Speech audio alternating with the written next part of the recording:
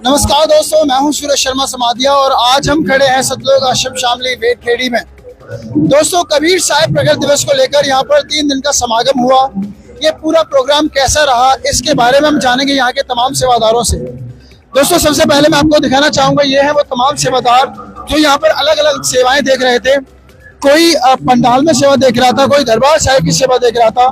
दरबार साहिब में भी विभिन्न सेवाएं हैं, तो ये सभी सेवादार यहाँ पर मौजूद थे और इनकी अलग अलग सेवाएं थी। And they were just having their all duty in a proper manner. तो guys, today we will come to know that how was this programme, how was Kabir Sahib Prakat Diwas, how did they celebrated and what the masses wanted to convey to the whole society.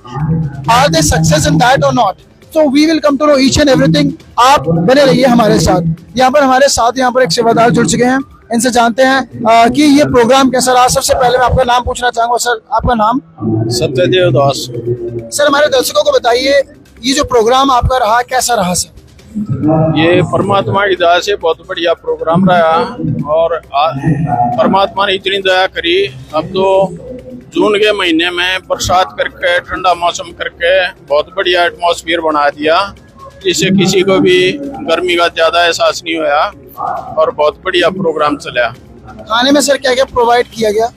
खाने में मिठाई के तौर पे लड्डू, जलेबी, बर्फी थी और उसके अलावा चपाती थी, पूरी थी, सब्जी थी, रायता था, दाल थी और सलाद वगैरह हर एक टाइम पे मिल रही थी। क्या ये पकवान हर दिन हर दिन नए नए थे या एक ही पकवान, मतलब एक ही आपका शेड्यूल था कोई? ये कंटिन्यू चल रहे थे, चेंज होते रहते थे, समय अनुसार सब्जी चेंज होती रहती थी, व्यंजन यही थे। Thank you so much sir. नमस्कार सर जी, क्या नाम है आपका? सुनील दास। सर, हमारे दर्शकों को बताइए, संत रामपाल जी महाराज इस प्रकार के जो प्रोग्राम करते रहते हैं अक्सर, इसके पीछे क्या कारण है? देखिए, इसके पीछे एक तो सबसे जो बड़ा उद्देश्य है वो ये है, संत रामपाल जी महाराज जी चाहते हैं कि प्रत्येक मनुष्य का, प्रत्येक जीव का कल्याण हो जाए, लत चौरासी से पीछा छूट जाए, समाज में भाईचारा फैले, सारा जो विश्व है भाईचारे की तरह आपस में प्रेम करे, सारा विश्व भक्ति करे। आपको लगता है संत रामपाल जी महाराज जी के पावन सानिध्य में ऐसा संभव है कि पूरा विश्व इस तरीके से एक सूत्र में बन जाए, जबकि पूरे देश की विचारधारा अलग है, हिंदुस्तान के राज्यों की विचारधारा अलग है, अलग अलग देश है, उनकी कल्चर है, उनके रिलीजन्स है, उनकी विचारधारा टोटली अगेंस्ट है? Is it possible? ऐसा हो सकता है? बिल्कुल हो सकता नहीं, हो रहा है। आप देखेंगे यहाँ पे शामली में लाखों लोगों का आवागमन रहा। सभी जो जिन्होंने संत रामपाल जी महाराज जी से नाम दीक्षा ले ली, आज करोड़ों की संख्या में संत रामपाल जी महाराज जी के शिष्य हैं, वो सभी ये कर रहे हैं, संत रामपाल जी महाराज जी की शिक्षाओं पे चल रहे हैं। समाज सुधर रहा है और सारी जो रूल रेगुलेशन है जो संत रामपाल जी महाराज जी ने बताई है उसके अनुसार सभी चल रहे हैं। सभी सारा समाज एक दिशा की तरफ चल रहा है। क्या संत रामपाल जी महाराज जी के यहाँ कोई जातिवाद, धर्मवाद, ऊंच नीच, भेदभाव पाया जाता है? नहीं, देखिए, ये जो आज समापन हुआ है 627वें कबीर प्रकट दिवस का, संत रामपाल जी महाराज जी के दिशा निर्देश से ये आज संपन्न हुआ है। संत रामपाल जी महाराज जी के बहुत से आश्रम है विश्व के अंदर, तो सभी आश्रमों में ये प्रोग्राम हुआ है, लाखों लोगों का आवागमन रहा है। भाईचारा और प्रेम सभी ने दिखाया है, जाति पाति के भेदभाव से ऊपर उठ के सभी ने प्रेम से सेवाएं की हैं, प्रेम से रहे हैं सभी। लगभग कितने देशों में ये सेलिब्रेट किया गया? सभी देशों में है, लगभग कोई देश बचा ही नहीं है। या मुस्लिम कंट्रीज, क्रिश्चियन कंट्रीज में भी सेलिब्रेट किया गया? बिल्कुल, मुस्लिम भाई भी काफी लाखों की संख्या में फॉलोअर्स हैं, सिख भाई भी हैं, ईसाई भाई भी हैं, हिंदू भाई तो हैं ही। संत रामपाल जी महाराज जी की जो सोशल मीडिया की जो टीम कहूँ या उनके सेवादार कहूँ, सोशल मीडिया पे बड़े एक्टिव रहते हैं। क्या उद्देश्य है आपका सोशल मीडिया पे आप लोग आ गए? देखिए, उद्देश्य यही है कि संत रामपाल जी महाराज जी जो ज्ञान बताते हैं, जो कबीर साहिब जी ने ज्ञान बताया, परमात्मा ने, उस ज्ञान का फैलाव सारे विश्व में हो, सारा समाज एक वसुदेव कुटुंबकम की भांति रहे, इस विचारधारा से चले, यही सभी का उद्देश्य है। Thank you so much sir for giving your beautiful time to us. नमस्कार सर जी, व्हाट्स योर नेम जी? आपका नाम सर? अमिताभ दास। इन 3 दिनों में क्या क्या प्रोग्राम हुए, आप कितने सफल रहे, हमारे दर्शकों को बताइए।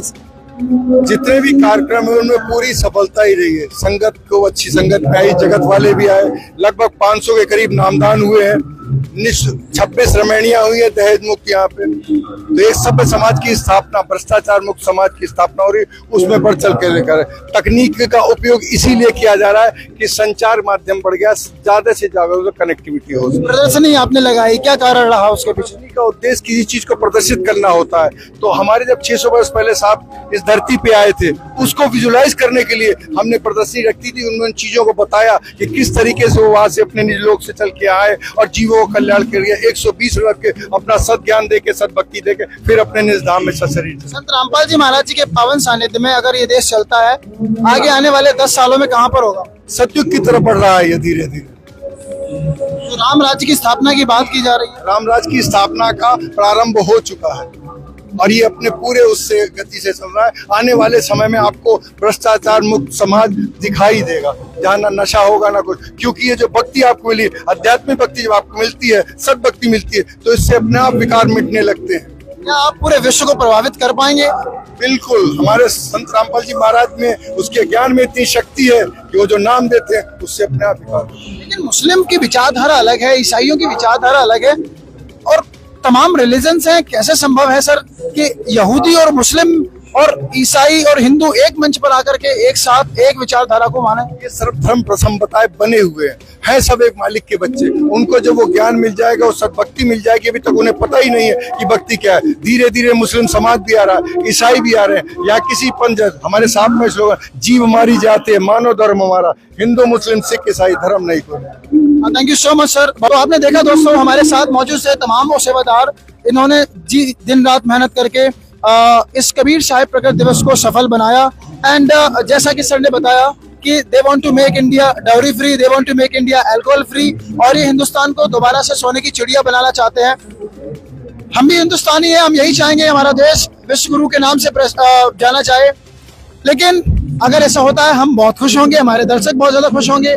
फिलहाल इन्होंने अपने विचार व्यक्त किए। आप सभी का बहुत बहुत धन्यवाद सर। आप दर्शक बने रहिए हमारे साथ, देख रहे हैं ये खास रिपोर्ट सतलोक आश्रम शामली वेदखेड़ी से।